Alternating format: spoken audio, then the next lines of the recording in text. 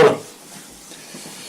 Bueno, esta es la segunda parte del vídeo del que hablábamos del flujo del campo vectorial. Me quedaba una parte y el vídeo se había alargado un poco y entonces pues lo hemos hecho en dos partes. Bueno, pues vamos a terminar de ver lo que queda de este apartado. Para eso me queda un último puntito que lo vamos a llamar teorema de Gauss. Voy a poner más finito.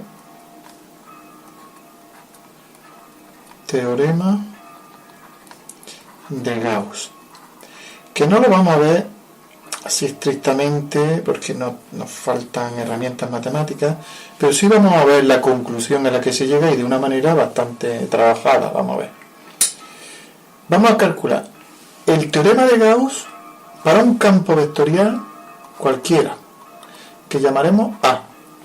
Entonces, vamos a suponer que este campo tiene fuente y tiene sumidero, si habrá un puntito aquí que será una fuente, y el valor de esa fuente pues la llamo n.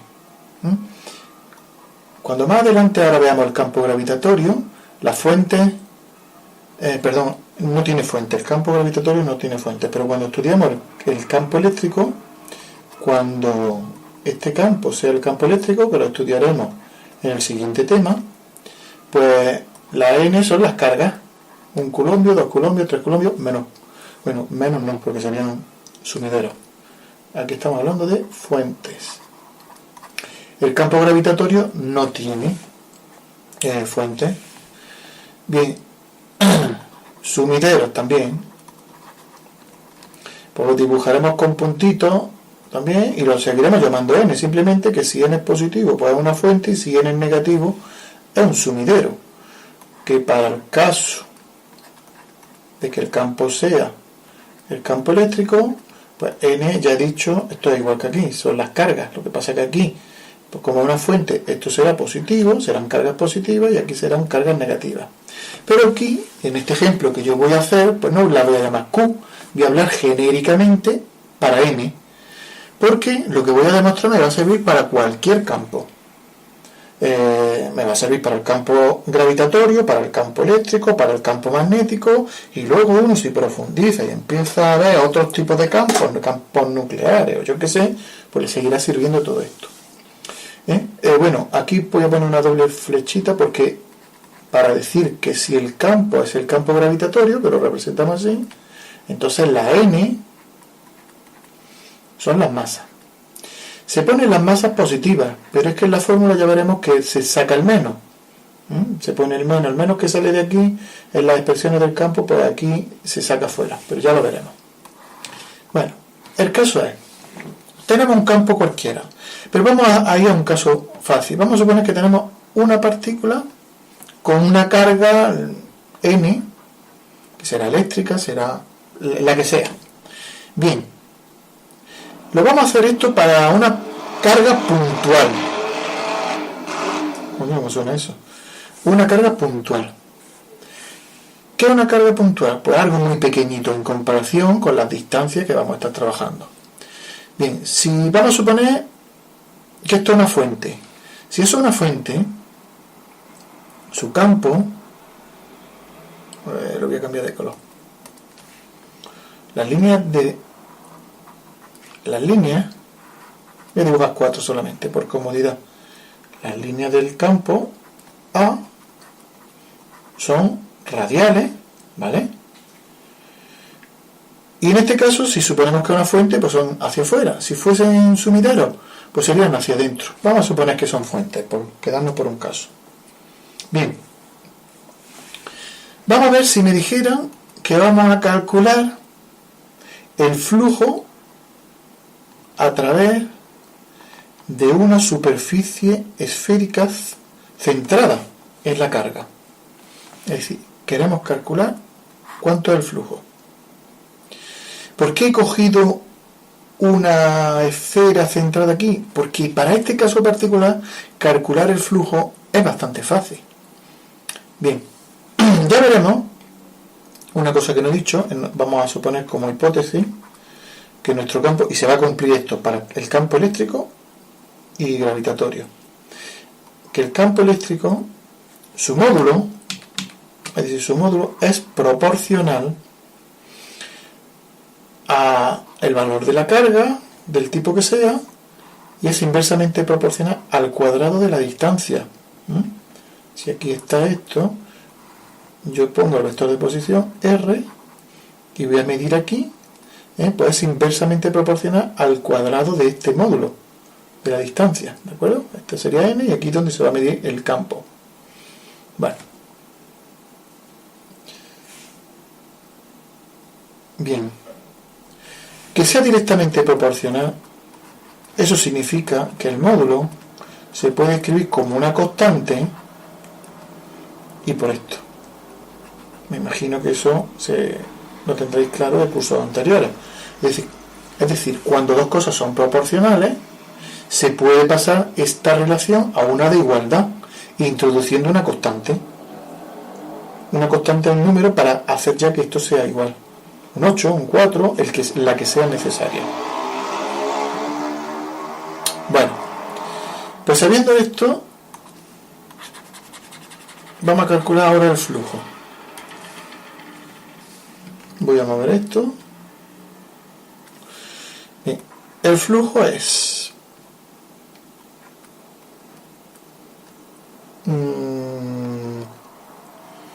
sumar, porque la superficie no es plana, sumar todos los flujos elementales, todos los flujos de los trocitos elementales de superficie que yo puedo coger aquí, tan pequeños que ya son planos, y entonces se puede definir el concepto de flujo.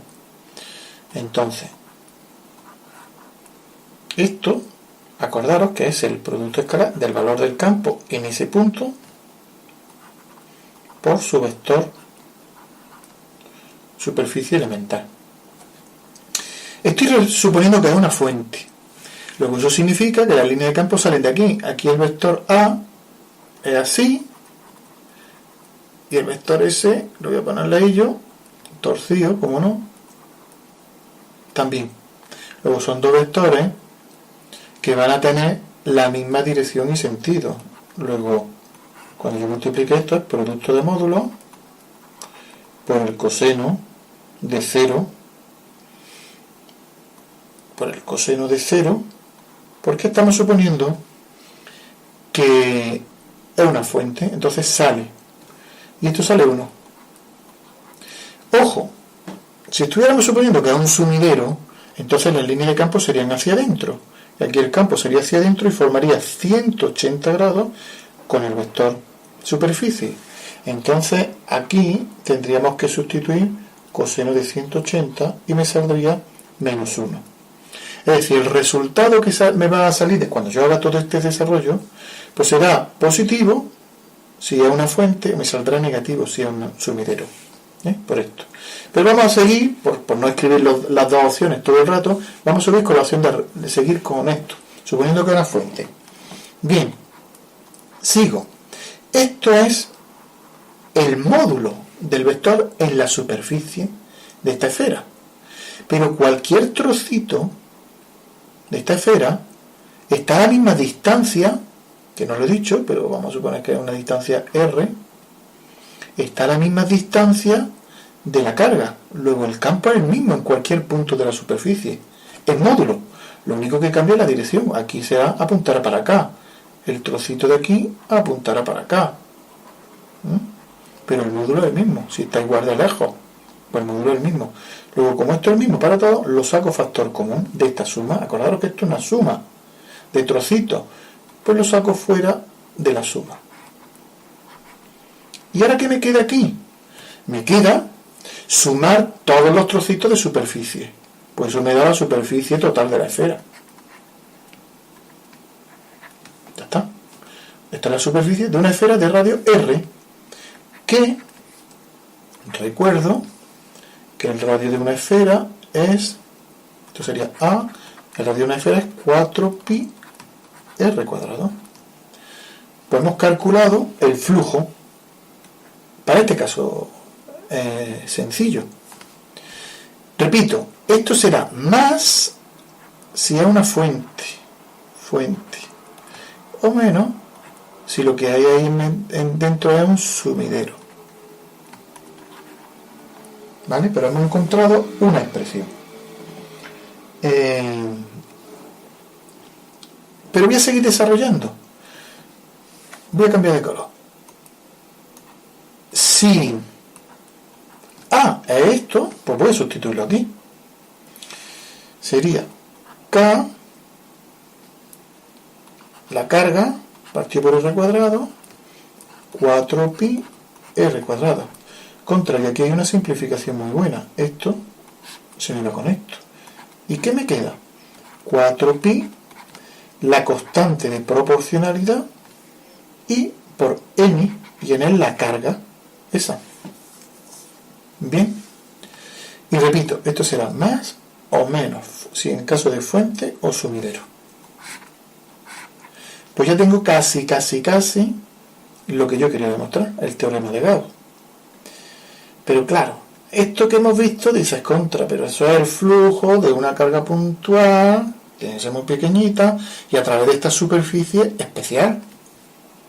Porque, ¿qué pasaría si yo tuviera la superficie esférica, pero la carga no la tengo en el centro, la tengo aquí, en un ladillo? Ya no hay simetría. Contra, si yo tuviera que calcular este flujo, esto es complicado, porque tendría que ver cuánto vale el campo en este puntito de la superficie o en este, y serán distintos en dirección como antes, pero y este será más grande. Bueno, estoy guarreando, pero sí, apuntaré para acá. Lo hago mejor, no lo dibujo. Aquí será más grande porque está más cerca de la carga, aquí será más pequeña, y esto que parece ser el punto más lejano, pues el campo será más pequeño, será una flechita más pequeña. Luego yo, cuando vaya a calcular el flujo, yo no puedo hacer este artificio de decir contra estos constantes, lo saco fuera, y ya no se puede calcular así. Ojo, se puede calcular, pero esto tiene tela, hay que echarle tela. Se puede calcular, pero nosotros vamos a hacer un razonamiento. No hemos dicho que el flujo es igual o proporcional al número de líneas del campo que atraviesan. Vamos a trabajar suponiendo aquí que es igual al número de líneas. Es decir, aquí, cuando yo calculara este flujo, me saldrá 4 porque hay 4 líneas que cortan. Pero esta es la misma carga de antes. Sigue teniendo las mismas líneas de fuerza del campo. ¿Cuántas líneas salen? 4 también. Luego resulta que me da igual que la superficie no esté centrada. Me ha servido para calcularlo aquí, pero yo ahora puedo deducir que si la carga no está en el centro, el flujo va a ser lo mismo. El flujo me va a salir lo mismo. Más para el caso de fuente, menos para el caso sumidero, 4pi K y la carga. Bueno. ¿Y si la superficie no fuese una esfera, fuese una superficie irregular? Pues lo mismo. Lo mismo. El flujo, hay 4 líneas que salen, luego el flujo sería lo mismo. Luego, ¿qué ocurre? Que aquí yo he demostrado esto para el caso particular de una carga puntual en el centro de una superficie esférica, y este es el flujo a lo largo de esa superficie esférica, y lo hemos calculado, pero resulta que ya estos cálculos serían muy difíciles de hacer, pero si lo hiciera me tendría que salir lo mismo. Luego, ¿qué estamos sabiendo? ¿Qué estamos deduciendo? Pues que el flujo a lo largo de una superficie cerrada, la que sea, es igual a este valor, donde n, esto no es n, aunque parece que no, es la carga que hay aquí. Pero ¿y si? Seguimos con lo ¿y si? Y voy a cambiar de color. ¿Y si no hay una carga? ¿Y si está esa carga que tiene de 4, porque es intensa? Pero ahora tengo aquí otra carga más pequeñita, que solamente tiene 2 líneas. Bien. ¿Qué ocurre? Pues que yo puedo seguir aplicando lo mismo, porque yo podría pensar, bueno, si yo estas dos cargas las juntara en una, si esto, vamos a suponer que fuesen carga eléctrica, si esto fuese 4 coulombios y estos 2 coulombios, podría juntarlo en una carga de 1 coulombio, ponerlo en el centro de una esfera, y si yo calculara eso me saldría esto, donde la carga son 6 coulombios. ¿Qué más me da ahora separar, mover la carga, o separarla en 2 trozos, o 3 trozos, o 4 trozos, y que la superficie sea irregular? Me va a seguir saliendo lo mismo. Luego, estamos viendo que no tiene por qué haber una carga, puede haber todas las que tú quieras. Entonces, esto será 4pi k, y esto de n ya estamos viendo que es la suma de todas las cargas que hay aquí dentro. Voy a poner carga aquí que hay dentro. ¿Y por qué pongo dentro? ¿Y si hubiera aquí una carga? Fuera. Bueno, este tendría sus líneas, pero ojo, esta carga, sus líneas de fuerza entran en la superficie y salen. Luego las cargas exteriores no afectan al flujo, no suman, porque producen flujo cero. Sus líneas de campo entran y salen. Por lo tanto, aquí fuera podrá haber todas las cargas que tú quieras, y esas no contribuyen en el flujo. Luego, ¿qué ocurre? Y ya estamos viendo casi el final de lo que dice el teorema de Gauss.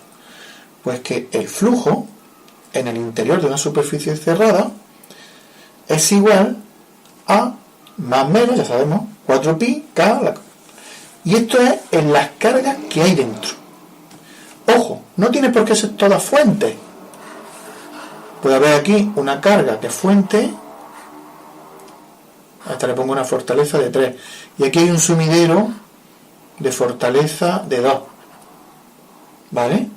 Pues bien, esto tendrá una carga positiva, vamos a suponer que esto era 3, esto es menos 2, pues esto equivale a una única carga de 1.